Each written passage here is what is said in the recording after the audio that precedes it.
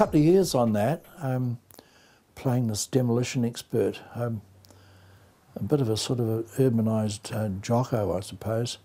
A curious one, with some good directors, and one or two people who really shouldn't have been in the industry at all. I remember being dressed down by one of them because I was particular about how I got my coffee as this character. And this particular producer said, oh, they'll never know, the people out there don't know. And I said, well, that's where you're wrong. They know exactly what coffee you drink, how many sugars you have with it. You'll get bailed up in a pub or in a restaurant or in a supermarket and say, how dare you sell that duff greyhound to Pete, or whatever the storyline was, and they believe it. And that's the truth. And anybody who does a soap and doesn't believe that the people out there in soapland, they know everything about those characters. So, you know, ignore that sort of stuff at your peril. I guess one of the most enduring remembrance of that was like when I auditioned for it, I thought, oh, got to do something about Kiwi here, Bruce. So I thought, oh. So I pulled out a tobacco pouch and I rolled a fag in and I licked it and lit it, and it was quite laconic. And apparently that was the thing that nailed it, I'm pleased to say. I remember being on this big sheep station, and the script calls for the Jocko character, who always carries a whip with him, which he uses when mustering, etc. Totally outmoded. And the scene calls for me to whip and get this rifle out of this guy's hands. So I remember walking along with Mark and I said, well, how are we going to do this, Mark? He looked at me, he says, you got 4 days. And truly, I mean, for 4 days, I wandered around with this bloody whip, whipping thistles, whipping this, and we did it. We got it done. I think it was only about 3 takes. There's no way a Pom could have played that. All respect, and there's lots of things that New Zealanders can't play that Poms can play. Okay. This is a quintessential New Zealand character. He makes his living by mustering or shearing or whatever else he has to do, probably a bit of fencing. And he gets around, and initially he got around on his horse and a pack horse. Then his mate China joins him and they have this old truck.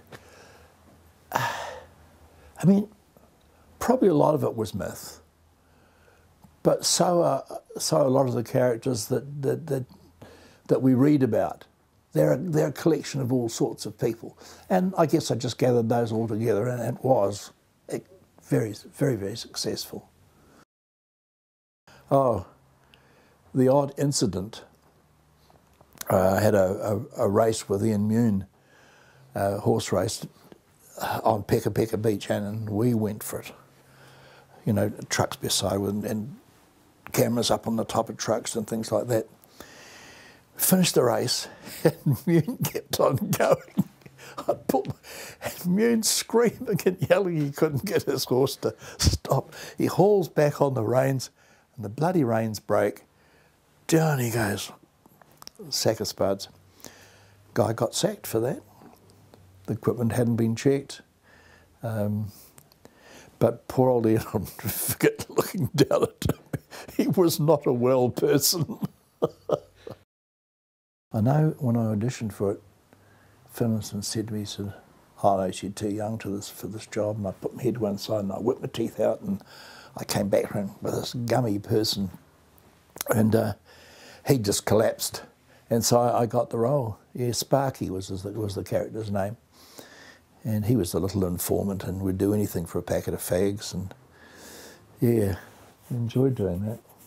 Terence was just great, and he's dead. Don Selwyn, unfortunately, went his tangi in Taumarunui. A lot of very good people in that. I sometimes look at the directors of that and see where they've gone to. And now that was good Kiwi drama.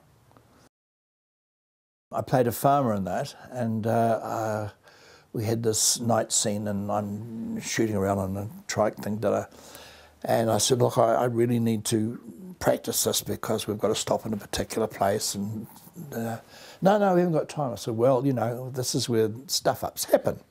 if you don't rehearse and you don't get used to the equipment.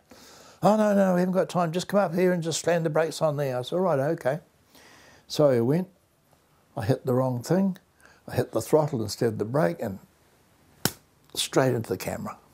I was not popular. I said, rehearsal. It was lovely. Leon Navi was the DOP cameraman. Fortunately, the camera was on a boom and he was able to turn the lens away fairly rapidly. And he understood, but unfortunately some of the others didn't.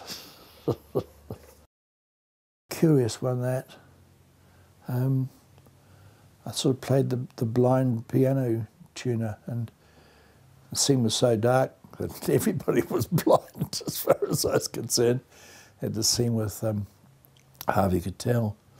He sat in one dark corner and I was by a dark piano, and that's about all I remember of that, apart from the fact of rolling down hills and him dragging me through creeks and on his shoulder and all the rest of it, all the stuff that never ever made it. Yeah, an odd film. Odd trying to get a handle on it. And this, not just from me, I know the same experience from lots of others. Said, you know, can't quite get hold of this movie, can't get a steer on it. So it was a series of images. And of course, that's Ms. Campion's great thing. She produces beautiful images. Sometimes I feel though, God, this helped me for being critical, that sometimes the story kind of suffers as a result.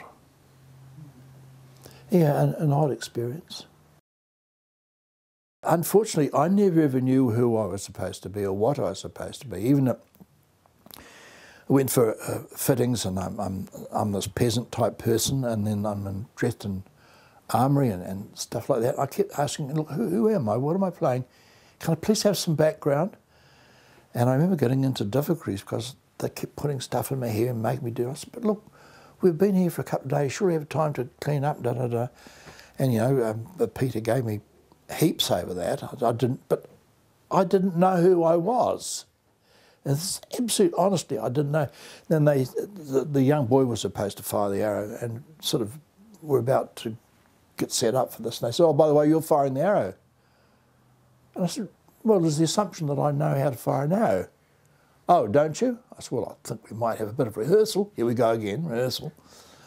I knew how to fire an arrow all right, but fire the arrow and look around, and Peter comes up in this huge setup. Peter comes up in this, he said, you're not selling it to me. I said, I don't know what I'm supposed to be selling. Anyway, we sorted that all out, and when I saw the movie, I found out who I was supposed to be. Simon Patterson, first of all, director, creator, writer of it, put this together and didn't do auditions. He went round, he knew who he wanted for the various roles, and he assembled a pretty star-studded cast of the over 60s, or over 65s more likely. And this strange little story emerged with John Bache playing one of the leads and Tony Barry playing the other lead, and I'd been with Tony in Beyond Reasonable Doubt. Lovely man. He was ill at the time too. And so this strange little story about strange people in a rest home emerges. I'm not supposed to say anything more than that because it hasn't really been released for general... I don't know whether it's going to the cinema or whether it's going to DVD, but yeah, an odd little film, and congratulations to Simon for actually getting it up and going. Well, it's not over yet. The best is yet to come as far as I'm concerned. I've got a story that I'm developing at the moment along with some of my over 65 mates, and hopefully we'll get it to air one day. And when we do, you can come and interview me again.